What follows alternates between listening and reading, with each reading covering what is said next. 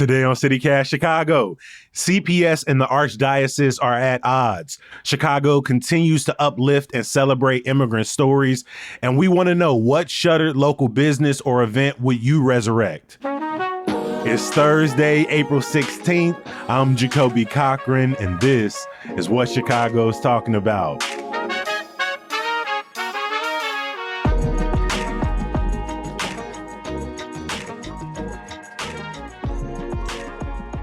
I am joined today by two amazing Chicagoans, freelance journalist Adora Namigade. Welcome back to the podcast. Thank you so much. We've also got Yorini Murillo in the building. Yorini, welcome to the podcast. Thank you so much for having me.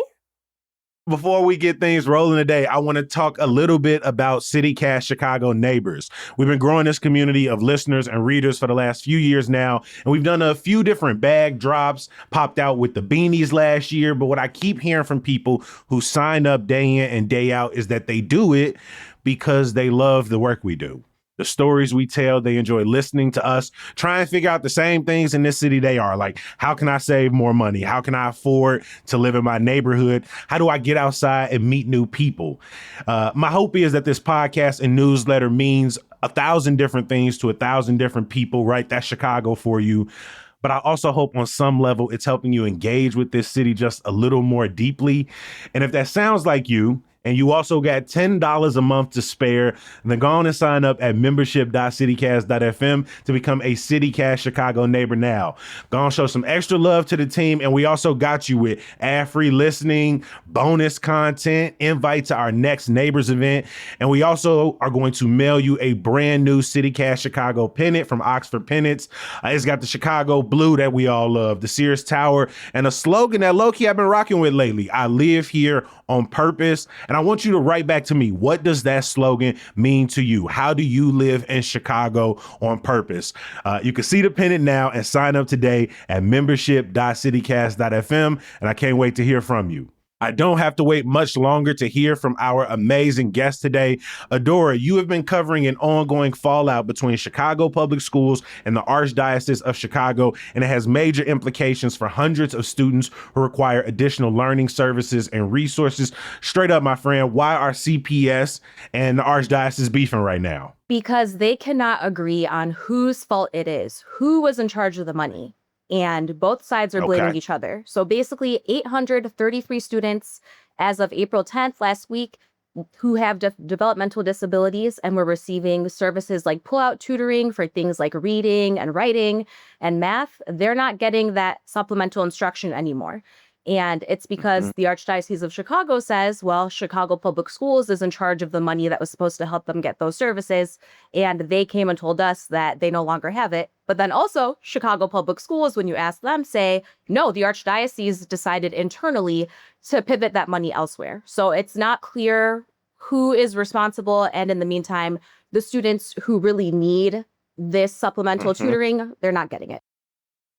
All right, so before we dive a little bit more into the back and forth, by law, who gets the pot of money, and who has to divvy it up and make decisions on how it's budgeted? Great question. So the law we're looking at is the IDEA Act, the Individuals with Disabilities Education Act, passed in 1975 by Congress, and it puts the Learning Education Agency, known as the LEA in these circles, in charge of the money, and it's supposed to distribute that money to all students in the district, including non-public school students. And so Chicago Public Schools is the local LEA, but the dispute is, what does it mean for Chicago Public Schools to be a steward of the money?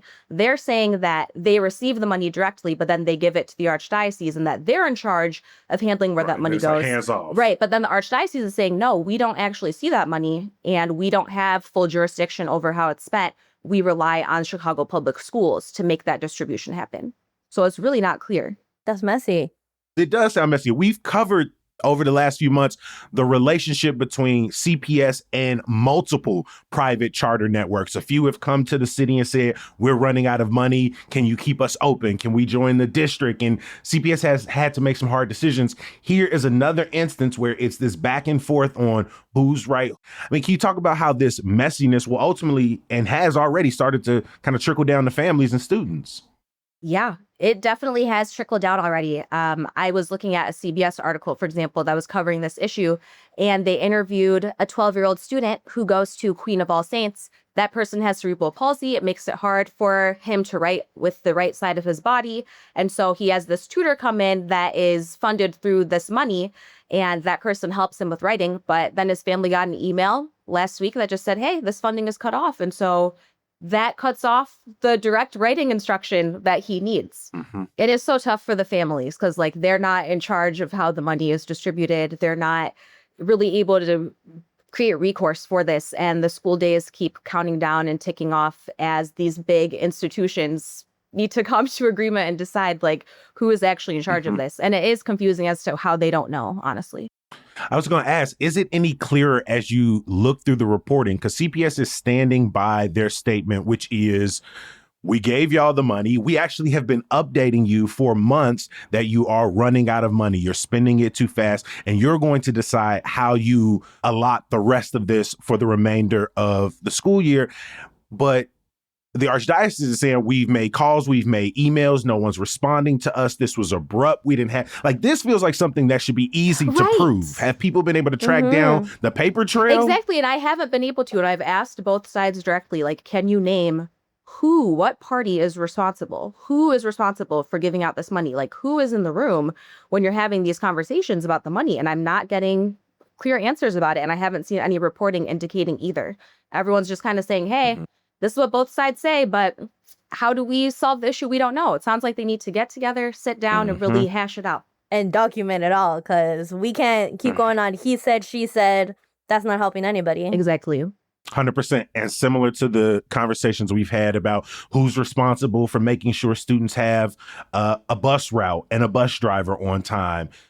Now we're sitting here, and to your point, hundreds of students have already started to lose these resources. Tutors have gotten emails saying you're not meeting with your kids. And similar to CPS, most of the young people we're talking about are Black and brown students, already disadvantaged, already coming from disinvested neighborhoods, schools that lack resources and equitable funding. And now we still got, 2 months left of school, just dropping off in-class support, after-school network. This is going to have a major impact on families. I know they're still kind of fighting back and forth, but is there any sense that a solution is possible, that there is some money lying around to keep this going? Well, that's what the Archdiocese said that they asked. So when they had this last meeting with Chicago Public Schools, March 25th, and the school district was warning, hey, the funds are running out. According to the Archdiocese, they said that this has happened before because I guess this funding is subject to change year to year. So they said this has happened before, but that in the past, Chicago Public Schools was able to turn up the money in some other ways. And so they said they were hoping that would happen, but that hasn't happened in this case. And then, of course, back to the fallout about who's even responsible to begin with. I mean, there was never going to be a real grace period for CEO Macklin King, who officially starts as the full-time CEO in July, but there was no real transition period. It sounds like since they named her, it's been one thing after another. And that's no easy job. Not at all. Just between us, I'm not gonna hold you. That first time around when they announced finalists and she wasn't on the list, part of me was like, I wonder if she's breathing easy right now. Like, oh, all right, I'll go find me something else after this. These people actually are a little nuts. No, I'm just waiting to see what happens. I hope that they can resolve the issue and get these students the services they need. I mean, hopefully this gets figured out by the end of the school year and doesn't follow into the next one. That is a great point, because a couple of these services like Catapult Learning Services, Chicago Home Tutor, and United Stand, these are all services that, again, the district is saying the Archdiocese chose to sunset through the end of this school year. The Archdiocese saying was effectively cut off at the beginning of the week.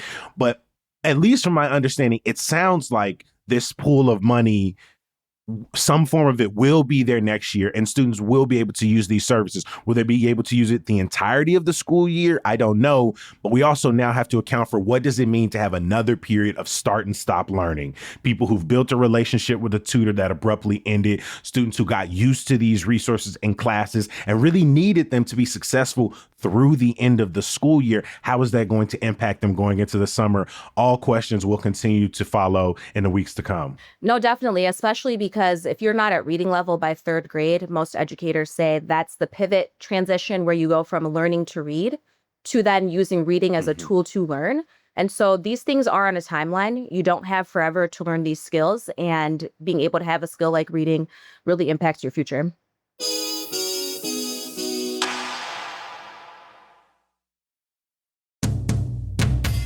The Pulitzer Prize and Tony Award-winning musical South Pacific is coming to the Paramount Theater in downtown Aurora, and it's got everything folks have come to love about the World War II drama. Spy missions, captivating love stories, and of course, all the classic songs like Some Enchanted Evening, Bolly Hey, I'm Gonna Wash That Man Right Out of My Hair. South Pacific is running from April 29th to June 14th at Paramount Theater, and tickets start at $31 when purchased in person. There are additional fees when you buy it on your phone or online.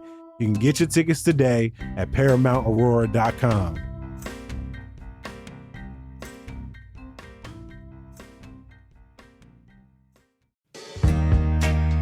Now, we all know this. Spring in Chicago demands a lot and puts a lot of strain on our windows. Some days we want them open so we can enjoy that nice breeze and a little bit of sunshine we get. Others, we need them sealed tight to trap in the heat or keep out all the rain. So between all this up and down weather we done had lately, you really got to ask yourself if your old windows are cutting it. And if the answer is no, their time has come and gone, then luckily the pros at Window Nation can help you get new energy efficient windows at a great price. Window Nation's The More You Buy, The More You Save sale is going on right now, and you can get up to 50% off all of your window needs for your home. The experts will make sure your new windows fit perfectly and keep your home comfortable all year round, and the installation is quick and easy. So don't wait, the sale ends soon. Schedule a fast free consultation now at windownation.com. Many across Chicago have been showing up across the last few months and year for immigrant communities through ongoing Meter Watch networks, mutual aid for families, making sure kids get to school and home safe. And Urini, I know you've been following how folks are also creating space through our various art networks and communities right now. Yes, definitely. I mean, I feel like it can't be disputed that Chicago and art go hand in hand. I'm sorry. Yes. That's just our culture was built through art, and not only through art, but immigrants that made that art, that have contributed and formed the culture in this city. Like, I'll fight anybody that says anything against Art me. and activism go hand in hand. I will throw hands for that. It's just how it is. And so, as I'm sure a lot of us have seen, there's been such a huge presence of ICE, specifically in O'Hare recently. And I have loved seeing how communities are coming together in order to be there for one another. I mean, specifically, Pilsen Community Art House, love them. They do great events. Everyone should check them out. They're partnering with this nonprofit called The Butterfly Effect, and they're hosting their second edition of like a show and tell about immigration and their stories next Thursday. And apart from what's happening at Pilsen Community Art House right now, if you guys check out the Inuit Museum, I don't know if you guys have checked it out, but it's a really cool space, and they have their own exhibition called The Catalyst right now. A few other events I've been checking out. The National Museum of Mexican Art has an exhibition right now that looks at the overlooked history of Mexican railroad workers throughout the Midwest. We talk about how art and activism go hand in hand. I mean, the way community members came out to protest those ICE agents at O'Hare, but also the arts activities that were connected to them, people coming together to make signs and to make buttons. We were talking about at the top of the week, over the weekend, there was Operation Dildo Blitz, right? The various ways people are finding ways to protest, but also to create community, to uplift one another's story. It's one of the only things providing people hope during this moment, because they're being hit on all sides. Are there any other events that you're excited for that you want to put the rest of us on? So it's actually happening the 18th and 19th, and it's the Chicago Artisan Market. And I feel like they're pretty known for hosting a lot of different cultural crafts in that. So that is a ticket. It's an $8 ticket. But they'll be having different food, home goods, and art. And the weather is supposed to be nice, I hear. So I think it'll be a nice way to go out and experience different things. That's awesome. Yeah. People can still get out over the next few weeks to see the Latino Film Festival, the Chicago Palestine Film Festival, and then over at the National Puerto Rican Museum, the Diasporic Collage Puerto Rico and the Survival of a People is still ongoing over the next few weeks. If someone's listening to this conversation right now and they're going, right, this is great and this is important, but shouldn't everybody just be putting their efforts towards Migrant Watch or protesting or providing mutual aid? Why do you think it's important to make sure that poetry events are still celebrated right now and storytelling events, moments where people can come together and share their art and share their culture? Why is that something we should still be focusing on in this moment? Definitely. I think that the most important reason is hope, because if you are constantly consuming all the scary stuff, you're always on alert, how are you living? That's not living, that's surviving. And I think it's the beauty and connection of art and coming together that helps push us forward and feel hopeful about the future that it's ahead of us and what it could be. That makes sense because art, I think, is a more accessible, humane entry point to all the terrible things that happen in the world. And you're gonna burn yourself out if you're constantly. It's important to be boots on the ground. We need those people there. We need to do that work. But if that's the only thing you're doing, you're gonna burn out, and you just can't pour from an empty cup. You can't. And having those moments of community help fill that cup up and push us forward.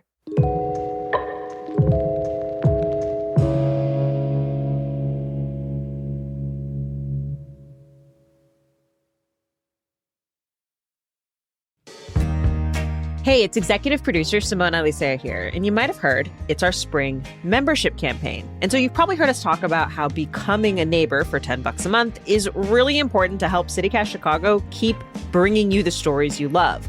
But I also want you to know that if you join today, you're going to get some merch out of it. This time around, we've got Oxford pennants. You might have seen them on Instagram, these beautiful wool felt pennants that you can hang to show your pride for Chicago and for CityCast, because they made one special just for us. It's that beautiful CityCast Chicago blue. It's got the Sears Tower on it, and it says, "I live here on purpose." We picked the tower because it's something you can see no matter what part of Chicago you stay in, and you can hang it wherever you want to remind yourself that you love this city and that you're in good company. Plus, when you become a CityCast Chicago neighbor, you're also getting ad-free listening, invites to members-only events, and more. But you have to join before April 24th to get the pennant. You can do it at membership.citycast.fm/Chicago. That's membership.citycast.fm/Chicago. We'll see you around the neighborhood. In Chicago, I feel like we're always experiencing like this form of whiplash, like finding out some of our favorite things are closing down. And very rarely do we get the pendulum swing back, the good news that something may be returning. And recently we got a few of those things, right? The Swan boats out in Humboldt Park, they're going to be back this summer after some time off. Okay. Yeah. People wasn't out there representing. They wasn't paddling along. Paddle. They only save it when they only go right when we leave out the city, go to somebody else's city, we get those. But no, they're gonna be back, and I'm hoping people go out there and use them. We found out that the Silver Room Block Party is coming back in a new iteration at the Salt Shed after a couple of years off. We recently covered the return of the Belmont, which is at the former site of Berlin, which was a really iconic club in Chicago's queer community, especially. But then as I'm celebrating these returns, I then find out that Forest City Mall has been ordered by the city to be closed down because they can't fix their fire suppression system. And like, that's sad. This is one of those things that like, if I had, all the money in the world, this is one of those things that I would be like, let's bring this back to its better days. I remember as a kid being allowed to leave the house, get on the bus by myself or with my siblings and go down there and spend the entire day at John's Garage and at the movie theater and recording our first freestyles. That's what we all made our first mixtapes in grade school. And so now my heart broken. Was it good? No, just have to ask. The answer is no. Okay. The answer is no. I still got my sixth grade notebook with all my raps from the Dynasty album, which me and my homie Chris and Tremeo put out. And so I still got all you the gotta raps. re-release some of this stuff because you do have a good singing voice. I so think people so. would listen. I just want to say that. Oh, You could make that part of the No, my brother subscription really model make for music. CityCast. Get Jacoby's I old think that's mixtape it. for $15 a month. See? Just letting you know. that's the selling point right there. Y'all both wilding out. Y'all is both. No, now our producers is in here encouraged by this nonsense. Exactly. I wanted them to hear directly. Yup. No. So I only brought all of this up to ask you, what is that for you in Chicago? What is the business, the event, the place that no longer exists or is, years beyond its heyday that you wish you could resurrect, you could bring back to its glory day? Adora, I'm gonna start with you. Yeah, I'm a transplant to the city, so I didn't have the beauties of growing up here. But I moved here in 2021, and I fell in love with the bakery that is now closed, and it breaks my heart to even say. It's called Aya Pastry. It was on Grand and Ogden, and it was started by someone named Aya Fukai, and she had the most innovative pastries at this shop. It was so good. They had a lot of savory pastries as well, which I feel like is more rare, and I'm a savory person. Had great bread, had like these Samoa cookie donut type things, just such good food. And whenever people would come into town and they'd say, what are your favorite spots in Chicago? I would always go there and get them a cinnamon roll or whatever they wanted. And then one day I went to do that very thing and it was closed. I didn't know what to do. And so also I'm really sad because then I was looking up, well, what happened? And it turns out the person who started this bakery has an NDA where like she is unable to open any new bakeries within 20 miles. But yeah, they were in West Town for 8 years, closed last summer. They were part of the Etta Collective, which filed for bankruptcy in 2024. It's heartbreaking. Like it can't come back. That's sad. Not only working, can't even consult with a bakery. Right. That's crazy. Right. Because they know that her recipes are bomb. That's why. Think about it. Otherwise, they would let her be great. She is still great. That's what these big groups, that's how they get down on you. I mean, this story almost directly mirrors one of my favorite breakfast places I would always put on, which was Five Loaves Eatery, which was, I think it was in Chatham. It was there for like 20 years, starting in 2005. Right when I started interviewing for the podcast, they was like, if we came into town, where would you take us? I was like, shrimp and grits over at Five Loaves Eatery. I got you. I'm going to take you there. By the end of 2021, our first year doing the podcast, they were already closed and my heart was broken. They have tried a few times to like raise money, go fund me their way back. They've done some consulting and some catering and some pop-ups, but unfortunately they had a tough go of it and they kept surviving, but that last blow was the final one to this point. But yeah, Aya Pastry, Five Loaves Eatery. Yeah, rest we in miss peace. y'all. Uranie, Rest in peace. What's that place for you? What's that spot for you? I got two. Honestly, I'm sad to hear about Ford City. I didn't know that. As a Chicago native, that's heartbreaking, but it was coming, to be honest. What was Ford City like when you was a kid? Was it, because we got a little age gap between us. I still remember it. It wasn't like the 80s, 70s as people describe it, or like the early 90s, but like late 90s, early 2000s, that mug was still kicking. Oh, yeah, definitely. I mean, I would go there with my family, and then into middle school, I'd go with my friends. But it was actually when I was in middle school that it put the curfew that, like, if you were 16 or younger, you had to have a chaperone. So, like, I feel like that was the start of the end of Fort City. Yeah, chaperones. Wah, wah. I know, right? But yeah, fond memories at Fort City. I miss Berlin. Berlin was the first nightclub I went to as a youngin', and I actually went the same year it shut down. Wow. That was the first. So I went one time. You got in right before the lights went off. What was the experience like? I did. It was amazing. I mean, it was my first club in Chicago. So I was like, I have no idea what to expect. And it was just such a welcoming crowd. The drag queens on the stage, they were like pulling me up. I was like, I don't know if I can do this. I'm new. I'm a baby. But I was like, I'm just a child. Because I had gone, I'm just a child. I don't know. This is my first legal beverage. I don't know. My my first legal beverage, I need that on a t-shirt. This is my That's true. first That's a legal good shirt. beverage. Don't key even. distinction. I would buy him a lot of drinks. I feel like it's a key distinction. So not only is it memorable to me as being like a staple in Chicago, but I'm like, that was my first Chicago club. Yeah. You know? You have a lot of Like- memories tied to it that aren't just going to the club. So, aw. Yes.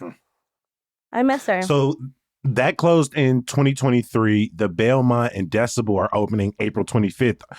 That was also the first club our producer Emmy Mack went to. Are you excited for the reopen? From what I understand, they want to keep the spirit of, the OG spot alive. So are you excited to see what they got going on? I am. My hopes for this new atmosphere, though, I hope that it's more BIPOC inclusive and Sapphic friendly, because I feel like we like a lot of those spaces up in Boys Town. Sometimes I know there's been issues with POCs being there, like getting like harassed or whatever, or Sapphic people not feeling very friendly, like being there. So I'm hoping this new place has that old spirit in addition with being more inclusive of the community it's trying to support. I love that. You also said you had one other spot. I did. And third one is La Catrina. It was a cafe in Pilsen. Also kind of similar to Pilsen Community Art House, but it was such a fun colored cafe. They shut down in 2019. And that was the spot in middle school. That was the spot in middle school. It'd be like, oh, school's over. Let's go to La Catrina. Let's go get some coffee. Because it was just so cute. Like, it was an aesthetic cafe. Like, that was the time of Tumblr. So it was like, oh, let me take my Tumblr picture of my coffee by the wall. That's really cute. Yeah, it closed in 2019. It was really cute. I love this energy you have brought. Just like teenage years at the mall and the coffee shop. We got to reminisce on that. Memory Your first trip to the nightclub. Put us on some art, some art events we need to go to.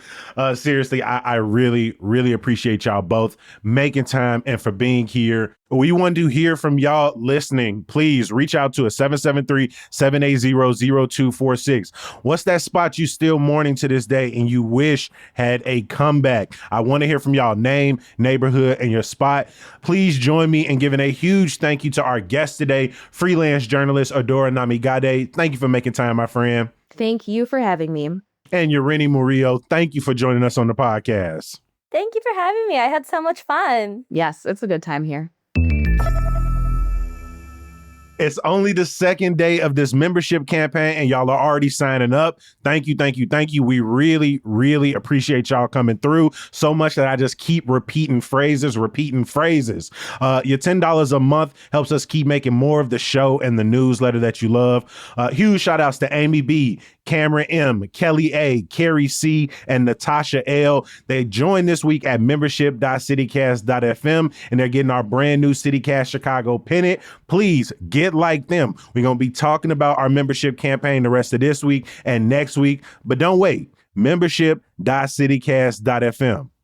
I know some of y'all thinking, Kobe, I already signed up to be a member. I waited for this part of the episode for one thing and one thing only. All right, so let me deliver. Some good news.